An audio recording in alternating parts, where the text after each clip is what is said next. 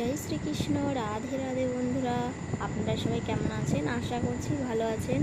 আমিও অনেক ভালো আছি। তো আজকে সকাল থেকে আজকে ভাবলাম যে আজকে একটু আমার বন্ধুদের সাথে একটু ভিডিও শেয়ার করি। তো তাই আমি একটু ভিডিও করলাম। তো এখন আমি স্নান করে চলে আসলাম ঠাকুর ঘরে। তো ঠাকুরের বাসনপত্রগুলো মেজে নিচ্ছি। তো মাজা হয়ে গেছে ঠাকুরের বাসন, ফুল, তুলসী পাতা, দূর্বা। তো তুলসী পাতাটা তোলা হয়নি, তো আগের আছে। তো যাই হোক, এদিকে আমি ঠাকুর ঘরে চলে আসলাম। তো আমি এখন পুজো শুরু করব। তো দেখুন বন্ধুরা, এই ফুলটা কতটা সুন্দর লাগছিল, যদিও বা ক্যামেরাতে অতটা বোঝাতে পারছিলাম না আপনাদেরকে। তো যাই হোক দেখুন, তো সত্যি অসাধারণ, ভগবানের সৃষ্টির কোনো তুলনায় হয় না। তো যাই হোক, যদিও বা এখন আমরা ভগবানের নামটা করতে অতটা ইচ্ছুক নই আমরা, অন্তত আমি। তো এখন আমি দেখুন প্রদীপে সলতেটা দিয়ে দিয়েছি। আজকে ঘি আনতে কালকে শেষ হয়ে গেছে, বলতে মনে ছিল না। আর এদিকে আমি ফলগুলো ধুয়ে নিচ্ছি।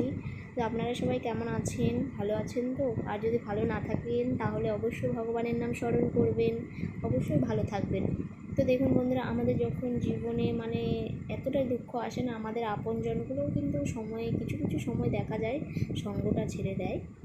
তো যখন আপনার যদি এসে থাকে, না আসুক, এটাই বলি যে না আসুক। তো যাই হোক, এদিকে আমি আজকে ফল প্রসাদ বানিয়েছি আর চিড়ে ভোগ। তো যাই হোক, এদিকে দেখুন আমি প্রসাদটা ঢেকে রেখেছি, কেননা একটু বাইরে আগে বিন্দাজির কাছে প্রদীপ দেবো, তারপরে ঘরে এসে পুজোটা করবো। তো আমার পুজো হয়ে গেছে।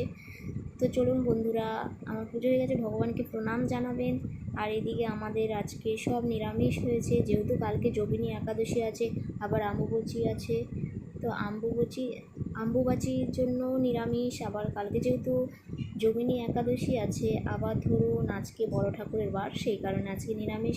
আর সন্ধেবেলায় আমি বললাম তুমি তাড়াতাড়ি সন্ধেটা দিয়ে দাও, তাহলে ধরুন আবার বড় ঠাকুরের পুজোও আছে আমাদের বাড়িতে। তো যাই হোক, বাইরের দিকটা কতটা সুন্দর লাগছে বলুন তো। তো বড় ঠাকুরের পুজো দিয়ে এসে এখন আমরা সন্ধ্যের টিফিন করতে চলে এসেছি। তো চলুন বন্ধুরা, শুভরাত্রি, সবাই ভালো থাকবেন, সুস্থ থাকবেন, ভগবানের নাম স্মরণ করে ঘুমিয়ে পড়ুন। তো কালকে সবাই যোগিনী একাদশী করছেন তো অবশ্যই জানাবেন কমেন্ট করে।